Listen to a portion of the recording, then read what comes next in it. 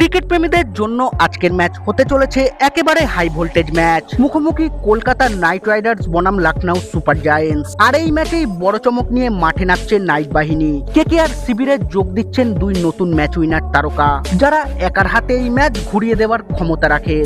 তাদের এন্ট্রি কি বদলে দেবে ম্যাচের গতিপথ? রবিবারের এই গুরুত্বপূর্ণ লড়াইয়ে কেমন হতে পারে কেকেআর এর সম্ভাব্য প্লেইং ইলেভেন? কারা থাকছেন, কারাই বা বাদ পড়তে পারে? সব বিশ্লেষণ থাকবে এই ভিডিওটিতে, তাই ভিডিওটি শেষ পর্যন্ত দেখার আবেদন রইল। কারণ আজকের এই ম্যাচ হতে চলেছে রোমাঞ্চে ভরা আর দারুণ ক্রিকেট অ্যাকশন। তাই ভিডিওটি ভালো লাগলে অবশ্যই একটি লাইক করবেন এবং চ্যানেলে নতুন এসে থাকলে চ্যানেলটিকে সাবস্ক্রাইব করবেন। 7টা ম্যাচ খেলার পর 3 পয়েন্ট। কেকেআর এর কি সত্যি এবারের আইপিএল এ প্লে অফ খেলার কোনো সম্ভাবনা রয়েছে?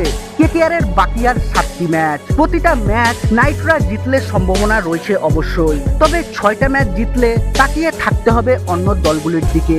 ঘরের মাঠে রাজস্থান রয়্যালসের বিরুদ্ধে জয়, তবে সেই ম্যাচেও কেকেআর যে ভালো ক্রিকেট খেলেছে তা বলা যাবে না।